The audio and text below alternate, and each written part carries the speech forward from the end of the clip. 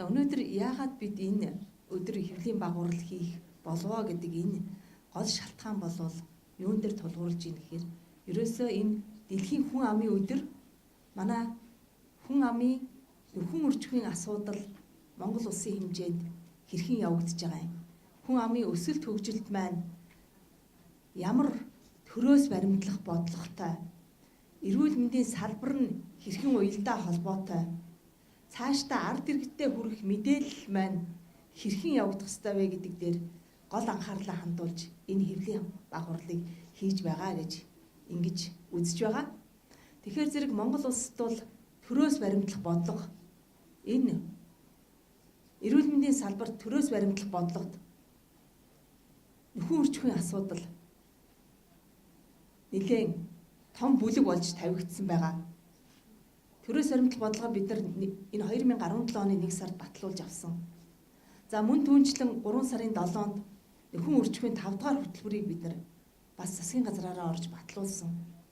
За үүн дээр бас бид одоо энэ хүн амын өдөрттэй холбоотой нөхөн үржихийн асуудал, ялангуяа хүн амын өсөлттэй холбоотой олон асуудлуудыг энэ дээр бол бас тавьж өгч байгаа.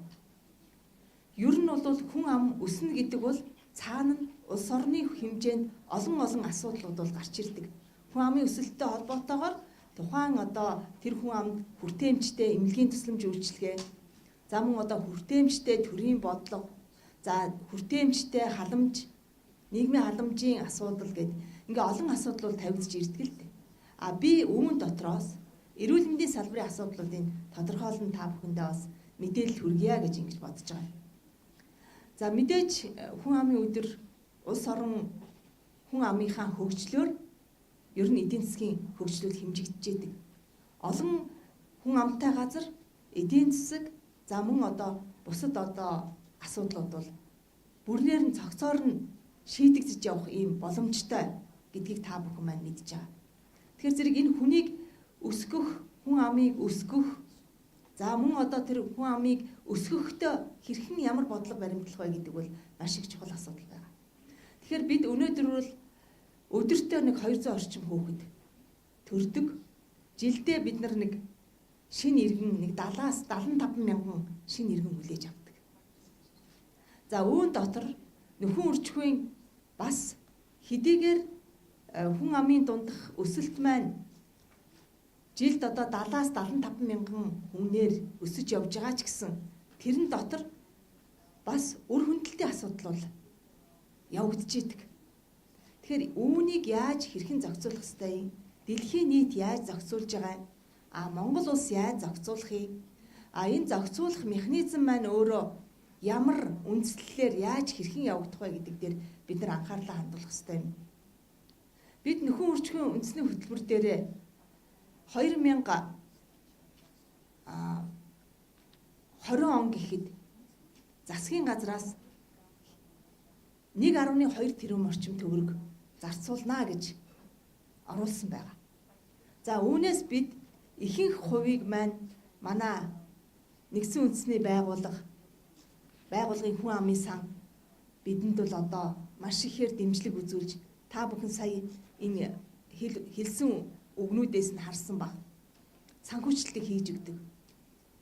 Тэгэхээр зэрэг хэдийгээр бид нар хүн амыг өсгөх бодлого баримтлах ёстой ч гэсэн бид нар одоо гэр бүл төлөвлөлт, за мөн одоо хүсээгүй жирэмслэлт, за энэ бүгд дээр бид нар ийм цогц бодлогыг барьж иж өнөөдөр хүн ам маань эрүүл, чирэг, өсөж торних ийм нөхцөл боломжийг бол бүрдүүлж идэг.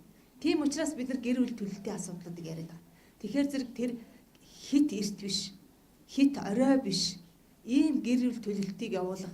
За мөн одоо гэр бүл төлөлтийн дунд хүүхдийн насны хоорондох зай, төрөлтийн одоо жилийн зай энэ төр бол бас ангаа ухааны үндсэлтэй зохион байгуулагдаж явдаг. Өөрөөр хэлбэл нөгөө физиологийнхаа үзүүлэлттэй уялдаа холбоотойгоор энэ төрөлтийн маань жилийн давтамж хамааралтай явж идэг. Тийм учраас энэ чиглэл дээр ард иргэдмийн тодорхой хэмжээний мэдлэгтэй тэр мэдлэгтэй үндэслэж гэр бүл төлөвлөлтийг зөв явуулах ийм шаардлага бол гарч ирж байгаа юм л та. Тэгэхээр бид нар бол одоо 2016 онд бол нэг 18316 үр хүндэлт бүртгэгдсэн байх юм. Тэгэхээр энэ үр хүндэлт бол өөрөөр хэлбэл тэр гэр бүл төлөвлөлтийн мэдлэг, чадамж, за мөн одоо бас тэр жирэмслэлээс сэргийлэх эмний зөв хэрэглээ, энэ бүгдээс уялдаа холбоотойгоор энэ үр хүндэлт гарч байгаа. Өөрөөр хэлбэл хүсээгүй учраас энэ үр хүндэлт явагдаж байгаа. Тэгэхээр ийм үр хүндэлт явагдахгүй хүссэн үедээ гэр бүлээ зөв төлөвлөж цаашдаа бид бол одоо энэ үр хүндэлтийг бууруулах чиглэл дээр. За мөн иргэдээ өсгөх чиглэл дээр бид нар анхаарлаа хандуулсан энэ балансыг бид нар барьж явах хэрэгтэй. Бодлого бол ингэж чиглэж явах хэрэгтэй. Олон үр хүндэлт явагдана, олон хүсээгүй одоо жирэмслэлт явагдана гэдэг бол өөрөө эхийн эрүүл мэнд болон хүүхдийн эрүүл мэндэд туйлын сөрөг нөлөө үзүүлдэг. Эрүүл мэндийн талаас нь ярих юм бол олон асуудлуудыг энд хөндөж ярьж болно л доо. Гэхдээ бидэнд цаг хугацаа байгаа учраас ерөөсөө гэр бүл төлөвлөлт гэдэг бол эрэгтэй эмэгтэй хоёр хүний хоорондын хамтын ажиллагааны харилцан ярилцсны үр дүнд хийгддэг ажиллаа. Тийм учраас энэ дээр бол гэр бүлийнхэн ялангуяа манай нөхөн үрчмийн залуу ээж аавууд гэр бүлээ зөв төлөвлөж үр хүүхдээ зөв одоо давтамжтайгаар төрүүлэх энэ асуудал бол маш туйлын чухал байгаа гэдгийг бас залуу гэр бүл нөхөн үрчмийн насны залуучуудтай хандж хэлхийг хүсэж байгаа. Нөгөө тэгүр үүнтэй холбоотой уялдаатай гарч ирж байгаа бас нэг сэтгэл эмзэглэсэн асуудал байгаа. Бага насны ялангуяа одоо нөхөн үрчмийн бага нас гэж ярьдаг. Түрүүн саран гэрэл гишүүн хэллээ 12 настай хүүхэд жирэмсэлж исэн, 13 настай хүүхэд жирэмсэлж исэн гэдэг. Тэгэхээр ийм нөхөн үрчмийн насны эрт жирэмслэлтийн асуудал өнөөдөр бас сэтгэл зовоосон хэвээр байгаа. Тухайлбал мянган одоо нөхөн үрчмийн насны охидын дунд 50 тохиолдол бүртгэгдэж байгаа.